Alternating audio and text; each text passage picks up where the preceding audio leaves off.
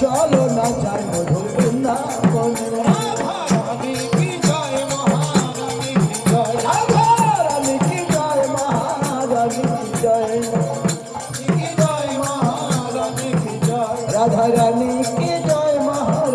কি জয় রাধারানী কি জয় মহারানী কি জয় রাধারানী কি জয় মহারানী কি জয় রাধারানী কি জয় মহারানী কি জয় রাধারানী কি জয় মহারানী কি জয়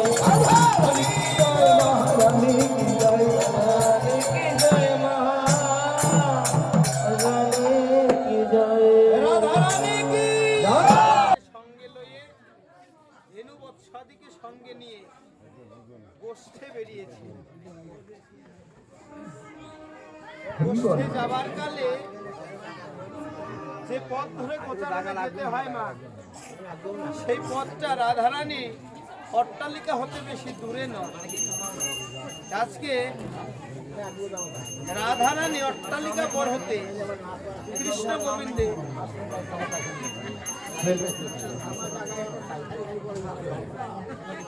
অট্টালিকা পর হতে কৃষ্ণ গোবিন্দে গমন গোষ্ঠলীলা দর্শন করছে।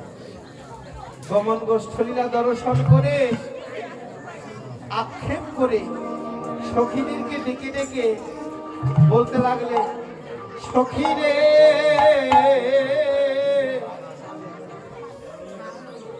আমি যদি ব্রজে বালক হইতা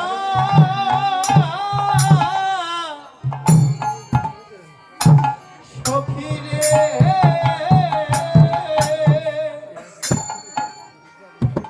ও প্রাণ মধুর সাথে আমি কোঠে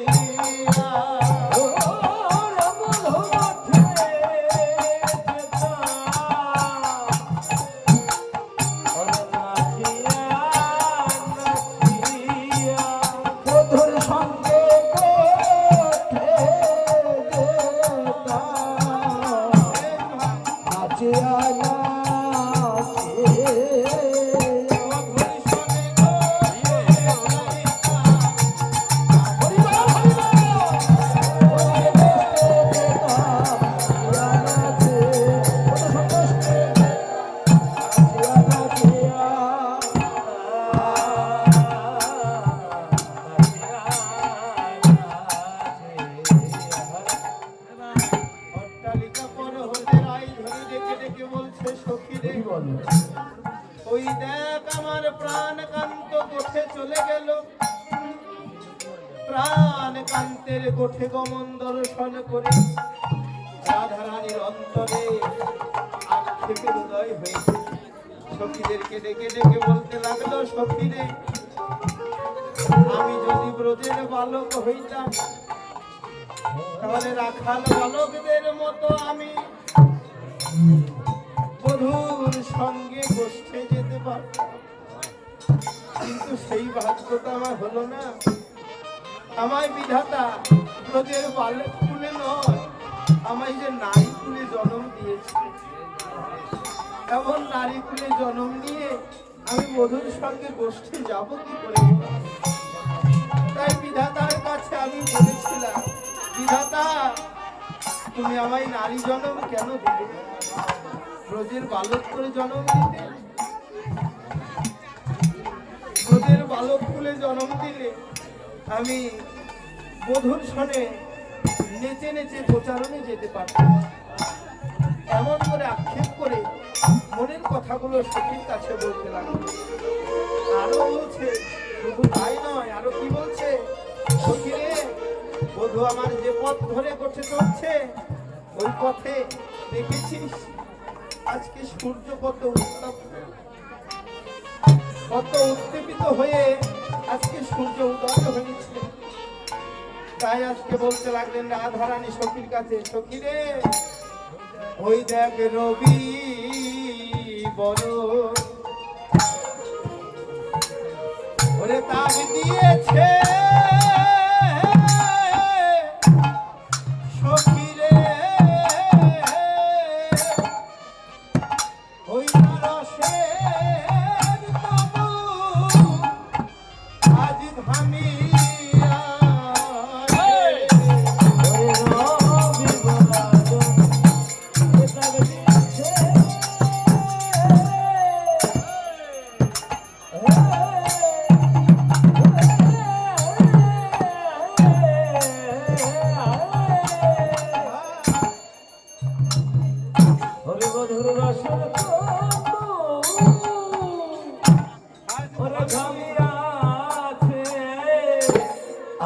আজ রবে বড়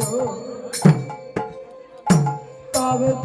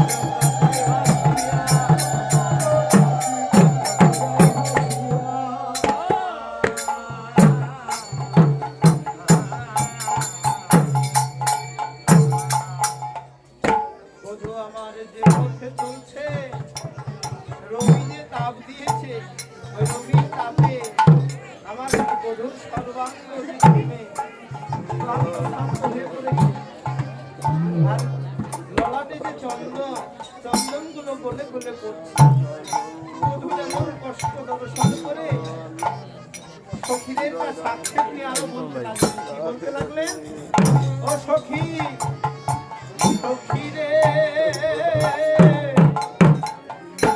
ওরে আমি যদি ওই মেঘ হইতাম,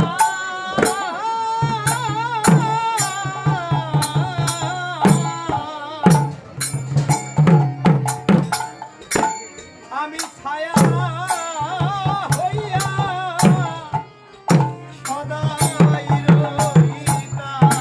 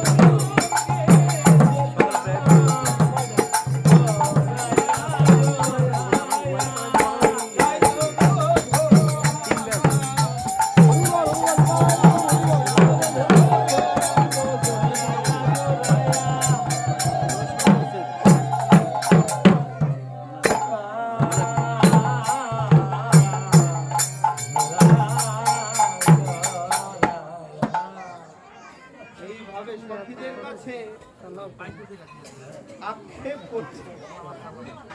আমি যদি মেঘ হতাম তাহলে বধূর যে অঙ্গে ওই সূর্যের কিরণ লেগে লেগে ঘেমে গিয়ে সেটা হতে দিতাম না, ছায়া হয়ে ওই সূর্যের কিরণকে ঢেকে দিতাম। বধূ আমার ওই শীতল ছায়া উঠে চলে যেত। এমন করে আক্ষেপ করতে লাগলেন। আক্ষেপ করতে করতে আজ রায়ধনী তুলসীকে ডেকে বলতে লাগলে, কি বলছেন? ওরে রাধিকা রূপসী লইয়া তুলসী, রাধিকা রূপসী লইয়া তুলসী,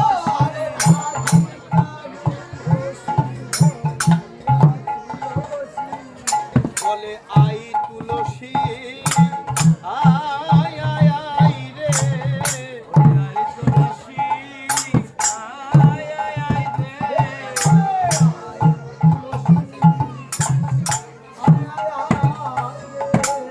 আমি তোরে একটা কথা বলি, আই তুলসী আয় আয় আয় রে, আমি তোরে একটা কথা বলি, আই তুলসী আয় আয় রে, ওরে রাধিকা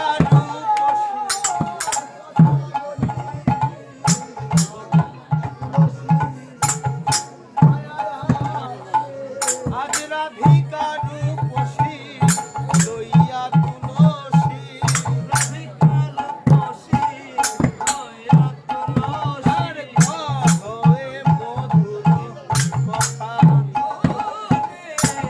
কহে মধুর কথা,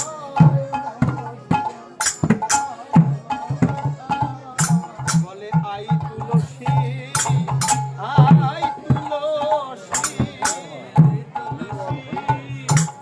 আই তুলসী,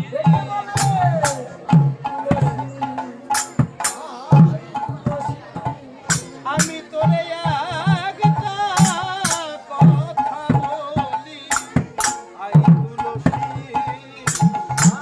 আই তুলসী, আমি তোরে একটা কথা বলি, আই তুলসী আই তুলসী, আমি তোরে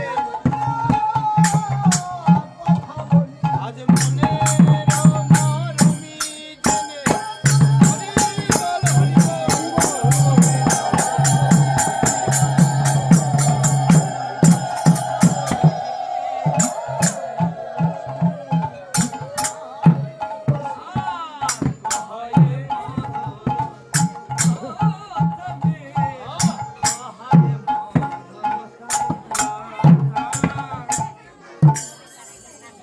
আজ তুলসীকে ডেকে ডেকে বলছে রায়ধনী, তুলসী আয় তোকে একটা কথা বলি। কাকে বলছে কথাটা? না, তুলসীকে। এই তুলসীকে জানো? তুলসী হলো কৃষ্ণ প্রেয়সী তুলসী। এই তুলসী ভিন্ন কোন দ্রব্যই গোবিন্দ সেবায় লাগে না। সেই তুলসী বৈষ্ণবেরা বললে এই তুলসীকে অবহেলা করতে নেই। এই তুলসী শুধু তুলসী নয়, এই তুলসী হলো কৃষ্ণ প্রেয়সী। যদি কৃষ্ণ প্রেম ভক্তি লাভ করতে চাও তাহলে তুলসী রে, তুলসী রে,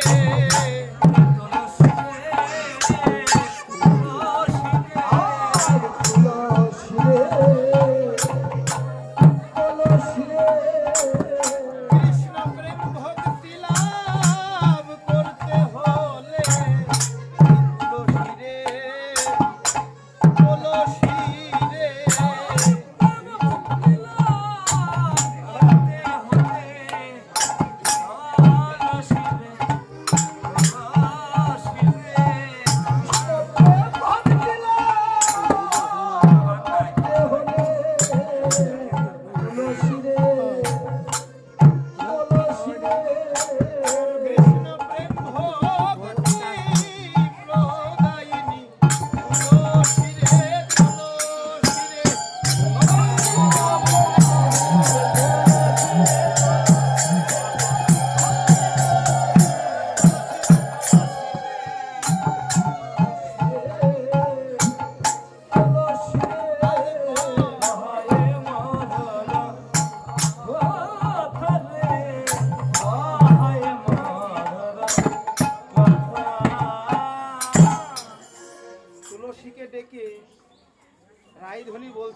তুলসী আয়, তোকে একটা কথা বল।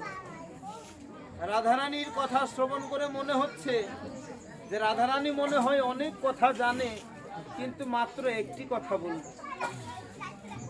আসলে তাই নয় বাবা, রাধারানী আর অন্য কোনো কথা জানে না।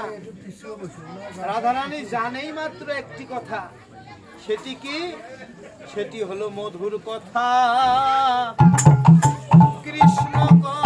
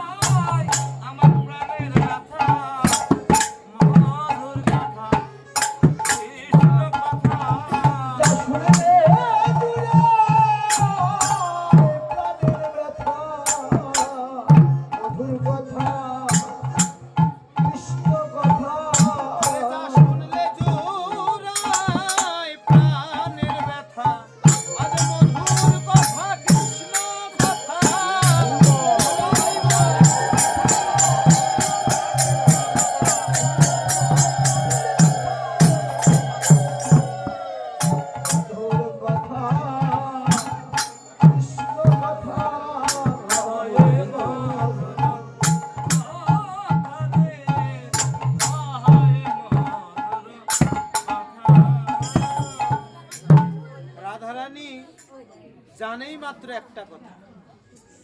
সেটি কি? সেটি হলো মধুর কথা, কৃষ্ণ কথা।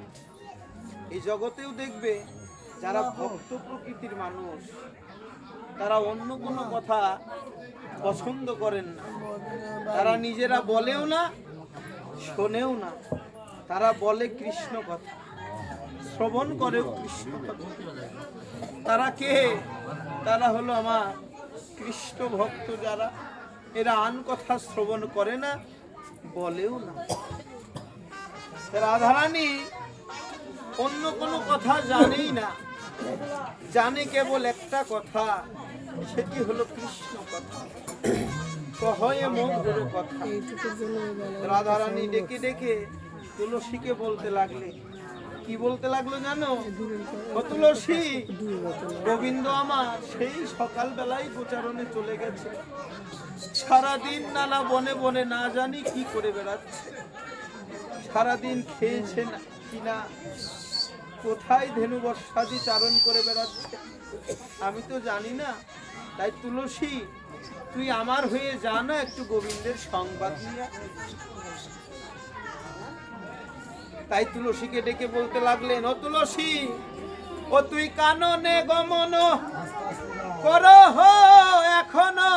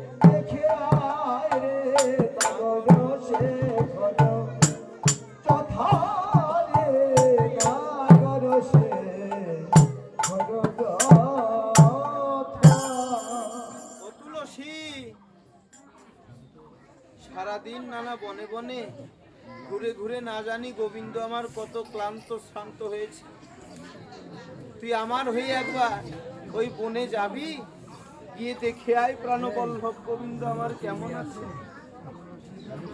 যেই না তুলসীকে বলেছে, তুলসী হলো একেতে কৃষ্ণ প্রেয়সী,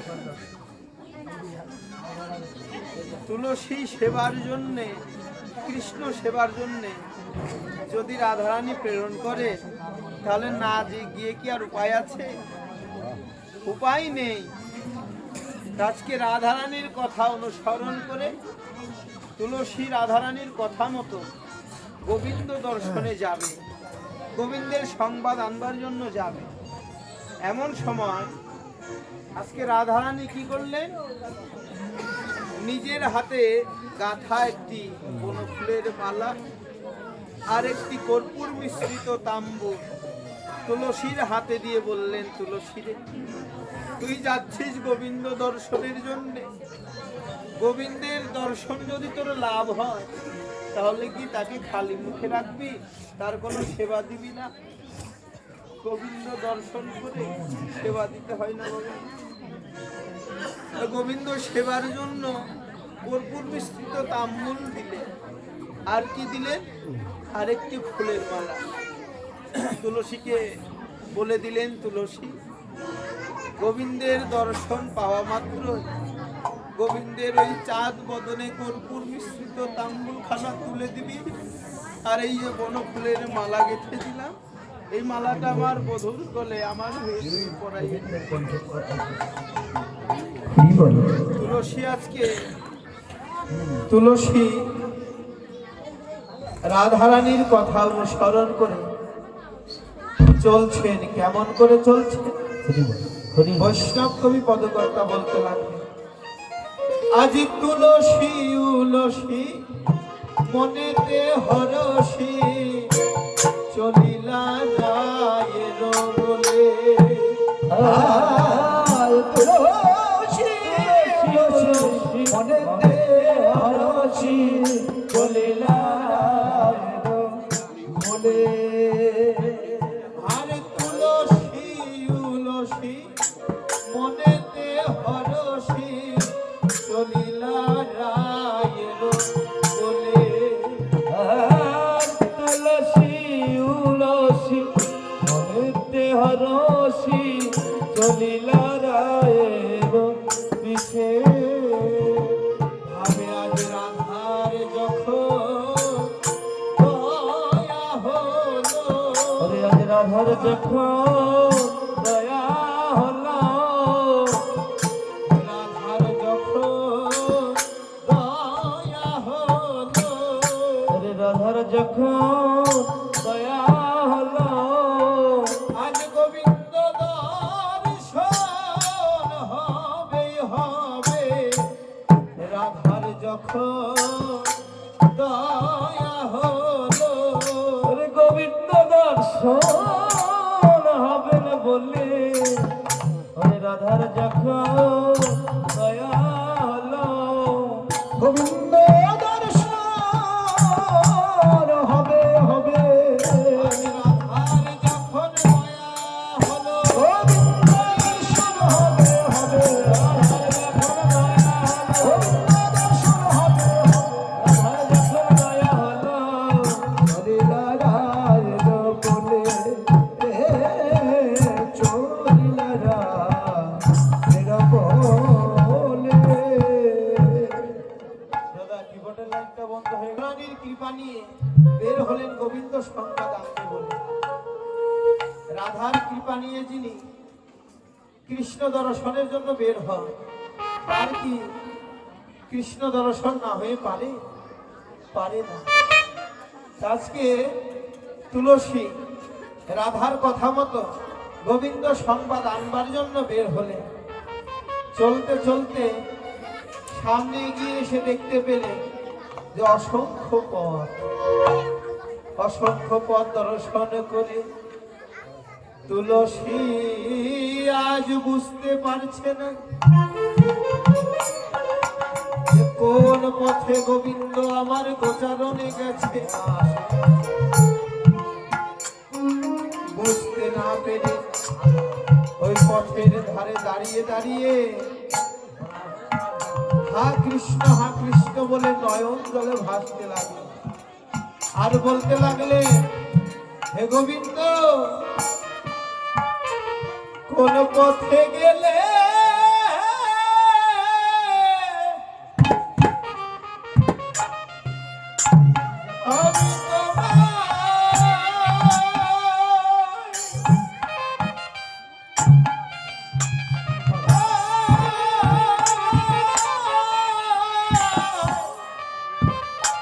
আমি তোমায় পাবো।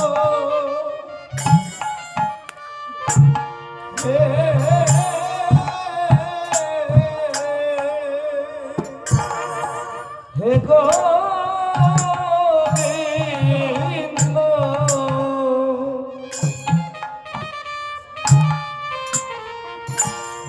কোন পথে গেলে আমি তোমায়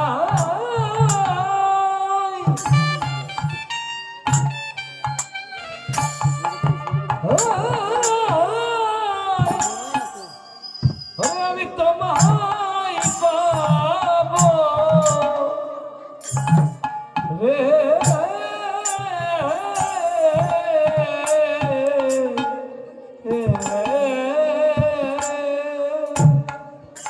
আমি যে পথের সন্ধান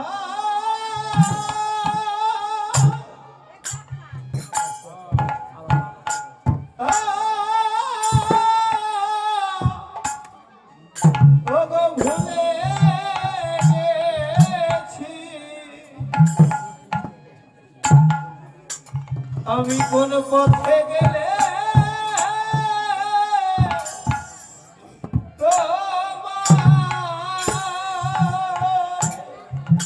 হলে আমি সেই পথের সন্ধান।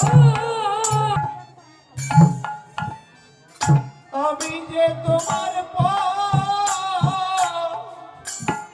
পথে চিনি না,